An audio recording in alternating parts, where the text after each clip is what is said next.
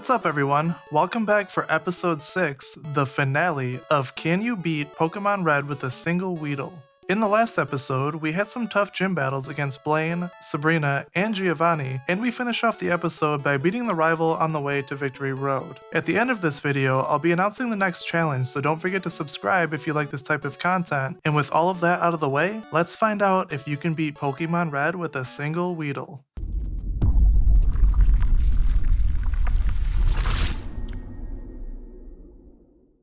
As far as getting to the Elite Four, we have to go through Victory Road, but since there's no necessary battles, we can skip right to the good stuff. Let's take a look at our first matchup, which is Lorelei. Lorelei starts with Dugong, and then Cloyster, Slowbro, Jinx, and lastly Lapras. Lorelei is going to be no issue at all though, so let's jump into the battle. Lorelei has good AI, and this is something we should all be familiar with at this point. Since Psychic type moves are strong against poison, Lorelei is going to spam Rest, which puts Dugong to sleep for 2 turns, and in return heals it to full health. This leaves us with the perfect opportunity to buff up Weedle without any chance of taking damage. Once the buffs are done, our first Poison Sting critical hits, which doesn't really matter since Dugong is going to use Rest anyway. Our first Poison Sting does more than half, so now we know at the very least that we can get past Dugong. Next up is Cloyster, and we do just about half with our first Poison Sting and take a critical hit Aurora Beam that hits for just over half our HP. Our second Poison Sting leaves Cloyster with a sliver, and Lorelei is going to heal. This isn't optimal by any means, but our next Poison Sting does the same thing. We eventually do knock it out though. Lorelei uses Slowbro next, and Slowbro is only going to use Amnesia since it's a psychic move, so we should be good here. Our first Poison Sting does just about half, but we also get the poison, which will do just enough damage to keep Slowbro out of healing range, and it faints with our next Poison Sting. We have Jinx next, and Jinx has terrible defense, so it's a one-shot, and Lapras is the last Pokemon Lorelei has left. Our first Poison Sting does just about half again, meaning Lapras could take either 2 or 3 hits, but Lapras responds with Confuse Ray. Weedle fights through its confusion to use Poison Sting, which is good, but it critical hits, which isn't as good. Lapras tries to confuse us again, which isn't possible, and Weedle fights through the confusion once more for the victory. That's one Elite Four member down, so now we can take a look at our next matchup, Bruno. Bruno uses 2 Onixes, a Hitmonchan, a Hitmonlee, and a Machamp. His Onixes being Rock type are going to make it a little difficult to deal damage, but Bruno is usually the easiest matchup in the Elite Four. Bruno leads off with Onix, and this fight is a long one. Bruno likes to use X items as well, which is fine by me, and he will eventually use Rage, which locks Onix into using that move for the remainder of the battle. We buff up Weedle, but I use X defense this time instead of X specials, since we are more worried about physical attacks in this fight. Once we are done buffing, it's time to spam Poison Sting, and it does almost nothing, which I expected, but once we inflict Onix with poison, we can switch to String Shot to save power points on Poison Sting. We are slowly but surely knocking Onix out, but I did have to heal before we finally got to Bruno's next Pokemon, which is Hitmonchan. I accidentally used String Shot since I'm so used to spamming the A button, and we take an Ice Punch that does almost nothing. After a couple more Poison Stings, we were ready for Hitmonlee. Hitmonlee wasn't ready for us, however, because it goes down in 1 hit and we're on to Onix number 2. The strategy for this fight is the exact same as the first one, and it takes forever, so I'm likely going to skip to the end of this battle, otherwise I'm going to have to play it at like 10 times speed, and nobody wants that. His last Pokemon, Machamp, surprisingly only has 1 move that can cause damage, and he's too worried about using Leer to even use it, so we get through Bruno without much trouble. Now, if I'm being honest with you, I didn't expect much of an issue getting through Lorelei and Bruno. But my biggest concern since before this run even started was Agatha. I'm just gonna let some footage roll for a little while we discuss Agatha because we aren't beating her anytime soon. Agatha uses 2 Gengars, a Golbat, a Haunter, and an Arbok. 4 of her Pokemon know moves that can confuse us, with Golbat knowing 2 of those moves, which seems redundant, but Agatha attacks randomly, so her Golbat actually has a 50% chance of using a confusing move, which is not good for us.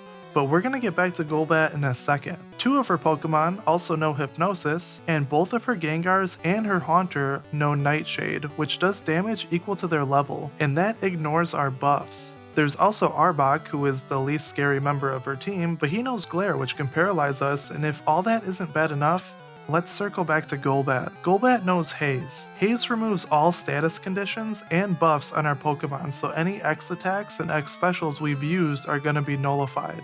And to make matters worse, Agatha switches her Pokemon 8% of the time, so Golbat can come out at any moment and completely destroy our attempt. Now that the basics are out of the way, let's see how awful this fight is in practice. This attempt has a quick switch to Golbat, so there's no reason to continue our buffs as we get Haze shortly after, which resets our Weedle's stats. When this happens, the strategy is to deal as much damage as we can to Golbat, so hopefully when we see it next time, it will be easier to knock out. Golbat lands a Confusion, and Agatha switches back to Gengar. When Gengar comes out, we need to start buffing, but the issue with that is that Confusion lasts for 2 to 5 turns, but if we use items, those turns don't count. So we are going to leave Confusion until we are ready to attack because Gengar can't confuse us if we're already confused, so it leaves Gengar with 2 moves now that don't do anything while we buff. Gengar starts to use Nightshade a lot, which does some serious damage, and when we get put to sleep, I have to use a Pokeflute to wake up because we can't afford to take a Dream Eater either. Dream Eater not only does damage to us, but it heals Gengar. And after a ton of turns of juggling Hypnosis, being confused, low HP, and trying to buff, we're finally ready to attack. But we are still confused, and Weedle can't clutch up for us this time when he hits himself 2 turns in a row. And when we do finally hit with a Poison Sting, it doesn't really do much damage, and then the carousel of awful things starts over with Confusion and Hypnosis, but we eventually knock out the Gengar. Golbat is next, and as long as he doesn't use Haze, we are good. It doesn't, and we heard it enough earlier that it goes down pretty quickly. Haunter's up next, and he tries to use Hypnosis, but we get some good luck and it misses every time, and our fully buffed Weedle knocks it out after 3 Poison Stings. Next, Agatha uses Arbok, and this fight goes pretty well. We knock it out rather quickly, but Arbok uses Screech, which greatly lowers our defense, but we make it to Agatha's last Pokemon, another even higher level Gengar.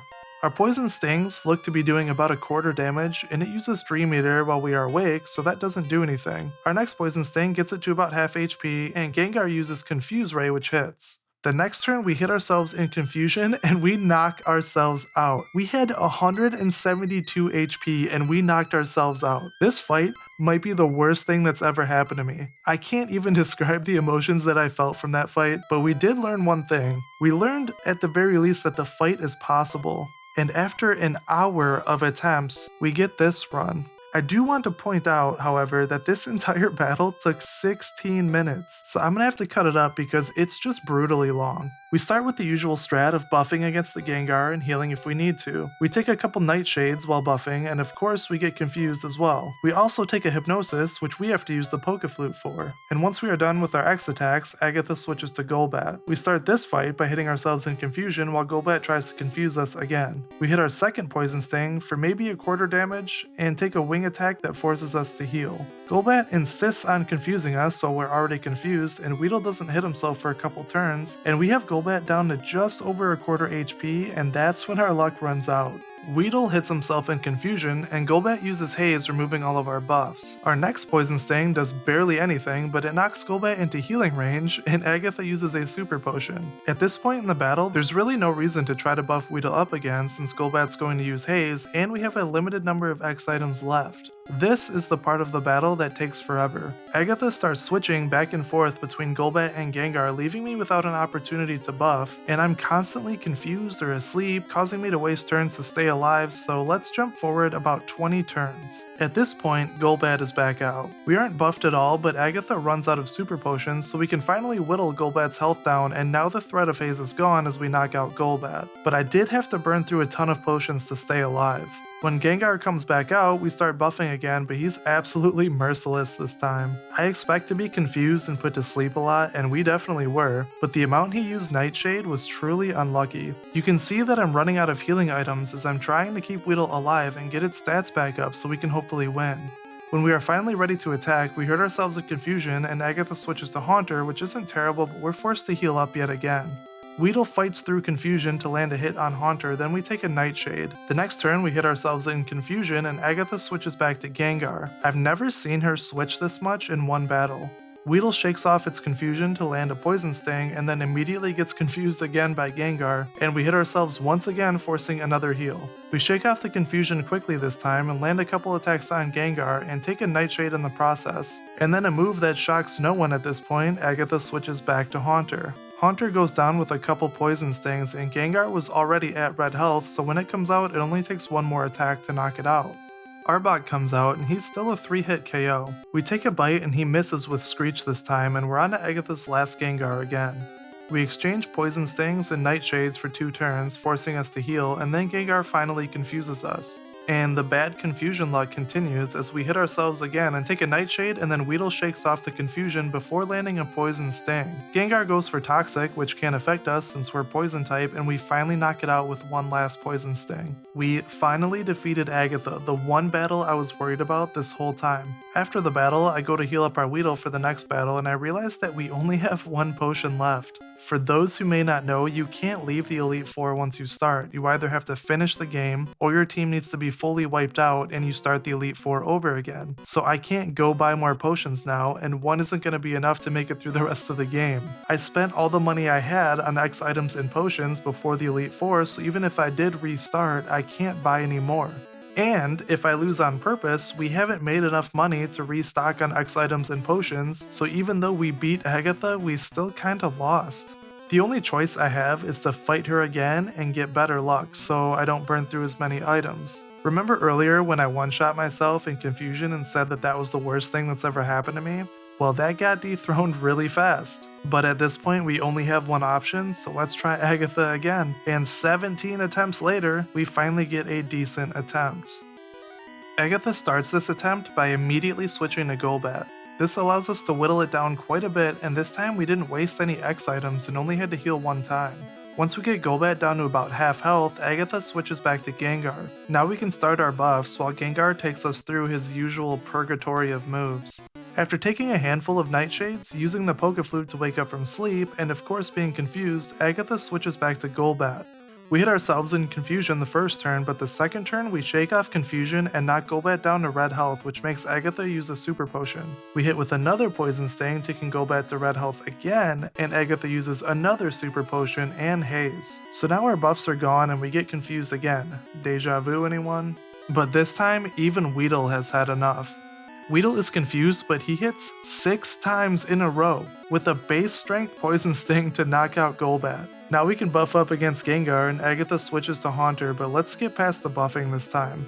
Once we're ready to attack, we hit Haunter with a couple Poison Stings and take Nightshades in return. We have to heal, and our next Poison Sting knocks Haunter to low yellow health and Agatha heals. We hit it again and Agatha heals again and then switches back to Gengar. Gengar and I take turns exchanging Poison Stings and Nightshades. Gengar switches to Hypnosis, which fails, and 2 more Poison Stings knock it out. Haunter comes back out again, but only needs 1 more Poison Sting before going down, and then Agatha switches to Arbok. Arbok goes down to about half HP with 1 Poison Sting before using Glare, which paralyzes us.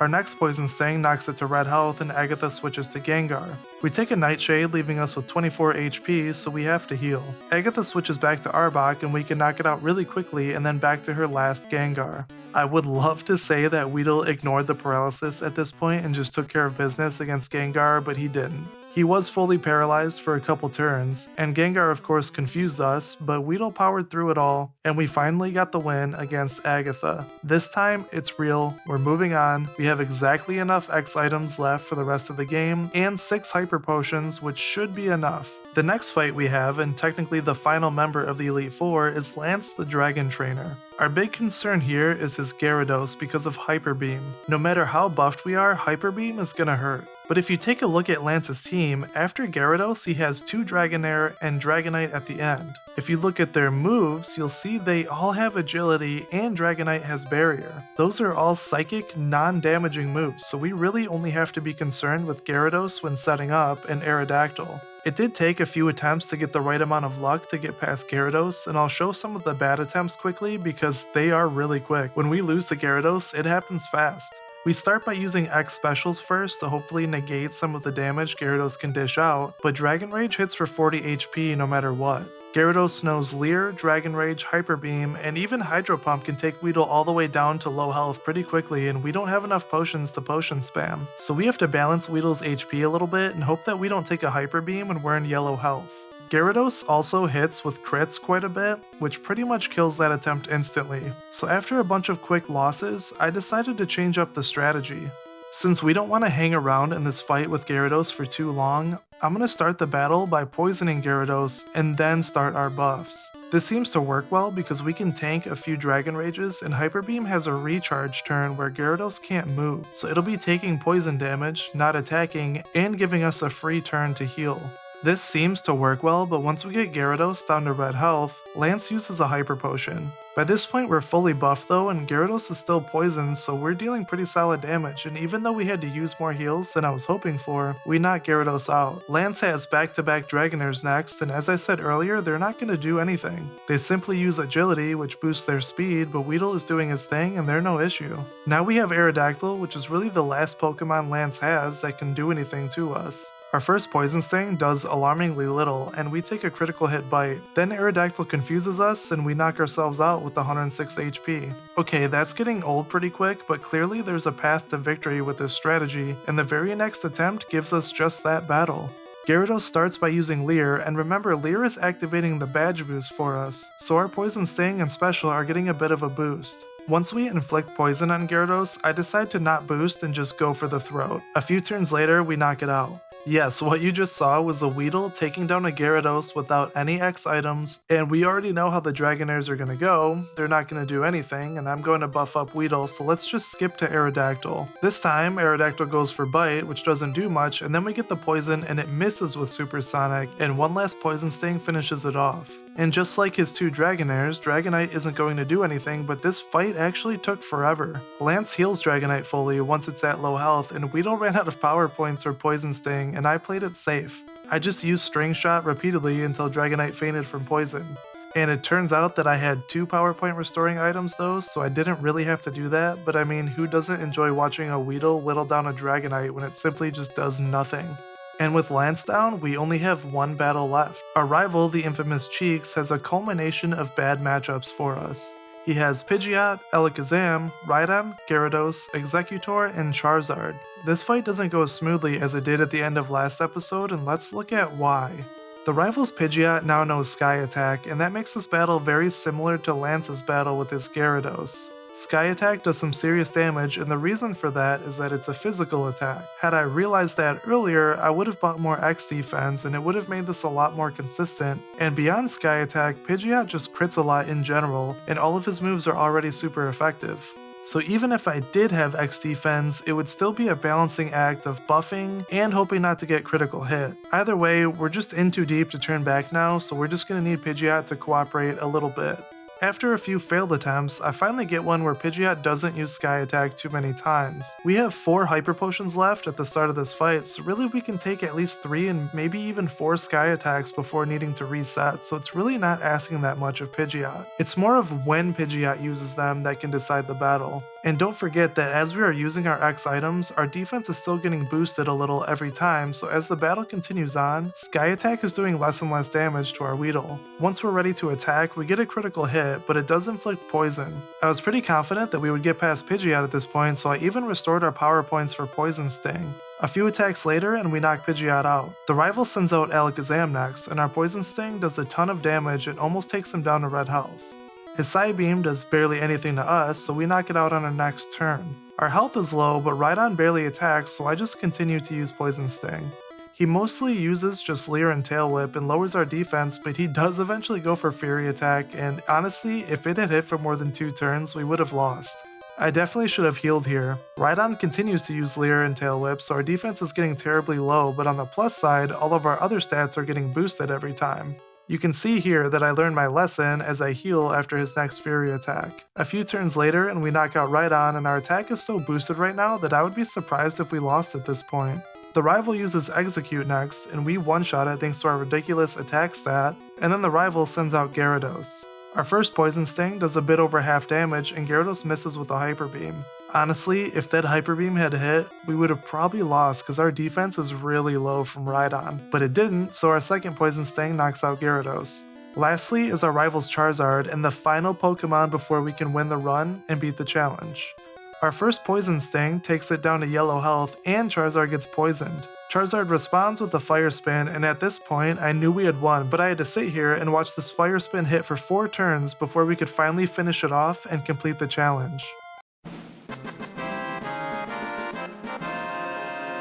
What an incredible run this has been. Thank you to everyone who's watched, subscribed, liked, and anything else. If you haven't subscribed, consider doing so because more challenges are on the way. Speaking of challenges that are on the way, it's time to announce the next Pokemon challenge. The next challenge is...